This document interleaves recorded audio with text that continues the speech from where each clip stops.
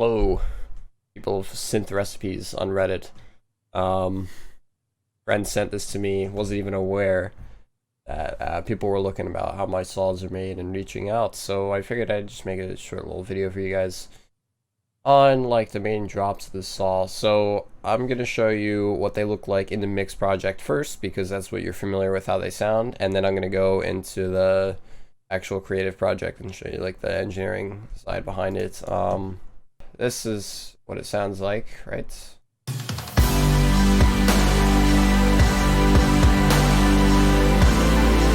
Yeah, so you're familiar with that. So I'm just gonna mute the drums here. That way it's just the synths, pads, and bass that you're hearing. Not there. No idea how I got there, but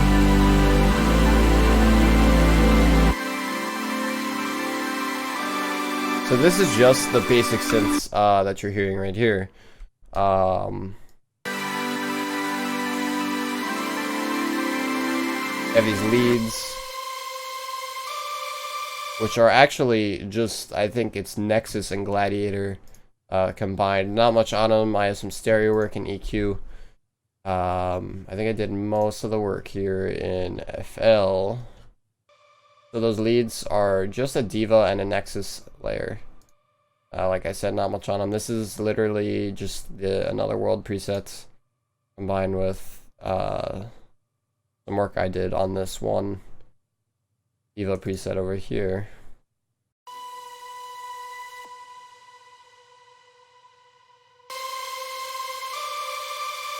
So that's the lead. The saw, like the saw, actual saw, is compressed in the mix. It's a silent one. Just some pad that I made. Simple saw. There you go. And it's got an OTT multi-band compression on it. And I have this analog pad. It's not actually an like I have a Korg Minilogue now, but when I made the project I didn't. So this is just compressed, and it's based off of the Umbus rings, with just an EQ on it. And then you have this ARP, which is Synplant, I believe.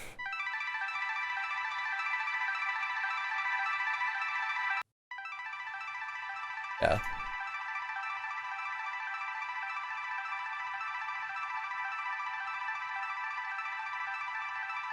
Got a timeless for delay, a hollow room. That's actually it. And that together, all that together, you have that, right?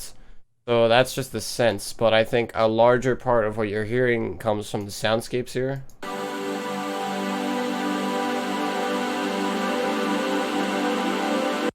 So a lot of this was just blurred in Edison in FL Studio. There's Omnisphere layers with a ton of a hollow room on it as well. There's not much that I did to it in the mix. Nothing significant.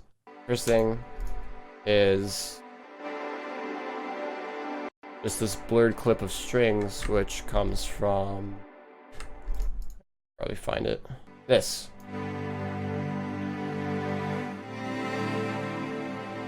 This is just the cellos. So I took this clip, put it into Edison, and did what's called a blur. It's sort of like a, oh, it's not there, but I did sort of like a granulation type of reverb on it. Very cool. If you're in FL and you want to do ambient stuff, that's really helpful. And then you have all the Omnisphere layers. I don't know if you can hear that, but it's very lush. And several different soundscape layers. So you're looking at celestial calmness. I'm gonna break this down here. It's just this, like a bell with a delay. And you have this Illuvium wind chime.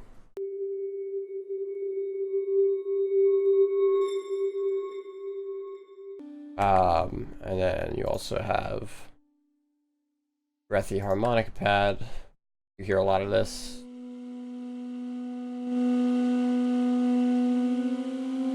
So it's literally just a harmonica with some reverb and lots of release on it. A very gentle one too. Next one you have here is from the MT240. Sounds like this.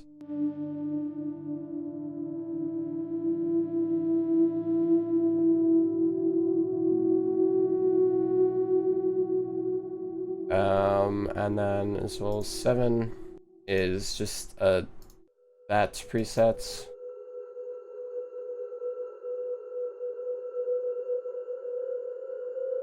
And then 8 is also an MT240. It's the same thing. I just believe it's processed a little bit differently.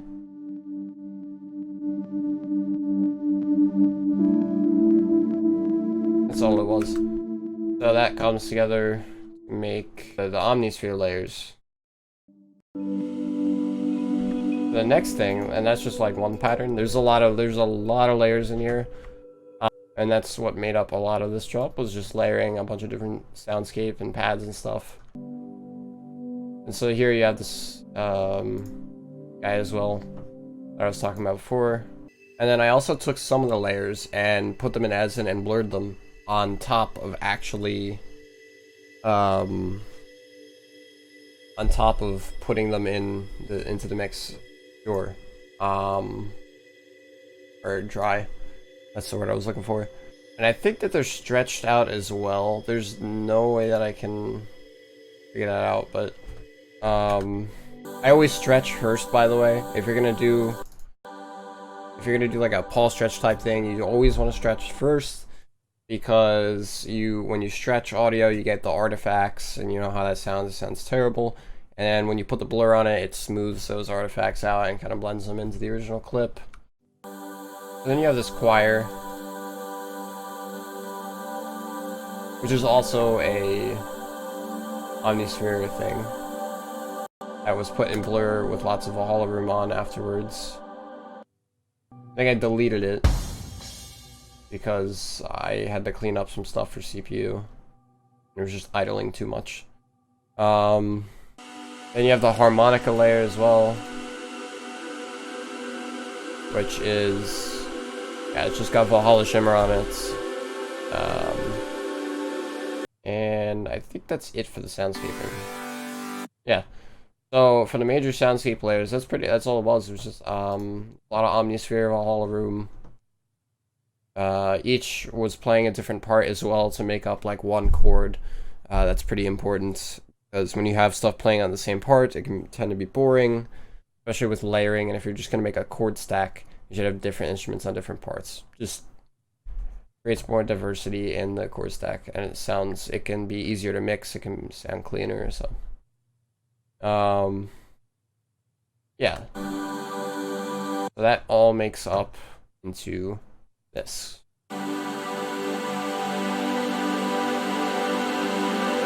Once the mix is said and done, of course.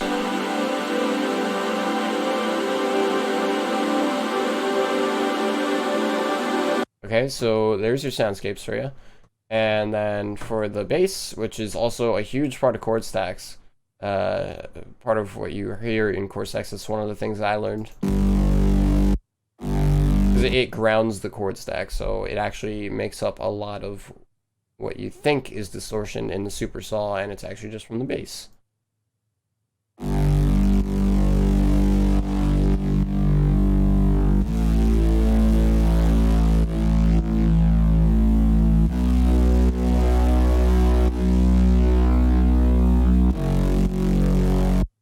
So all this is a sub, and I think that's a reactor. That might be a couple layers. So, oh, all right. So there's the guitar, I think, that I used for the one clip. It's actually an Omnisphere guitar.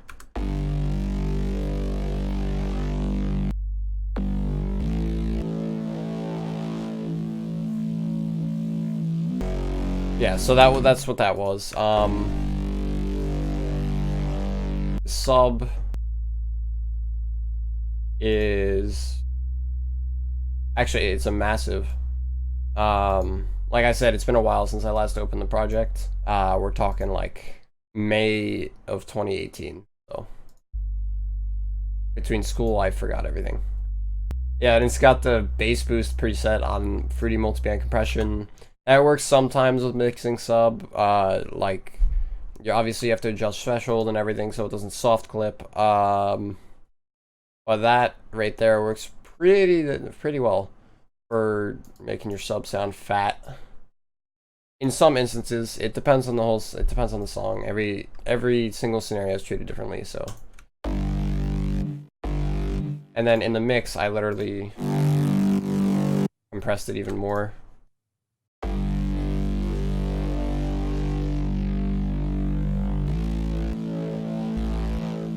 And this bass was a diva.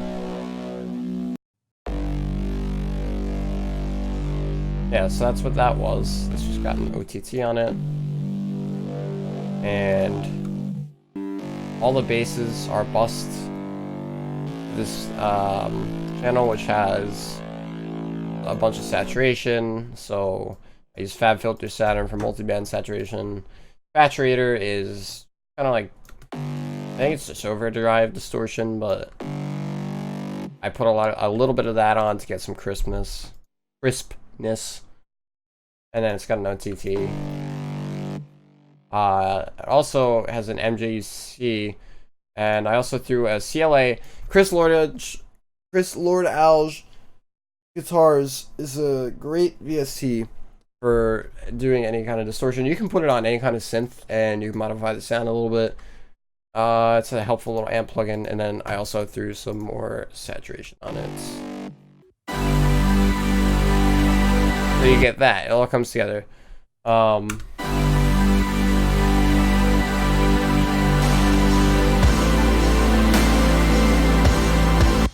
So yeah, I hope that this was able to explain a little bit about how the sound design and reaching out was made, and feel free to head over and check out my other music as well if you haven't heard anything else. On my SoundCloud page, I have all my remixes, but I'm not uploading there anymore. So I have like George Fitzgerald, I do minimal stuff, as well as I have a hip-hop taste, and I have like a poppy thing as well.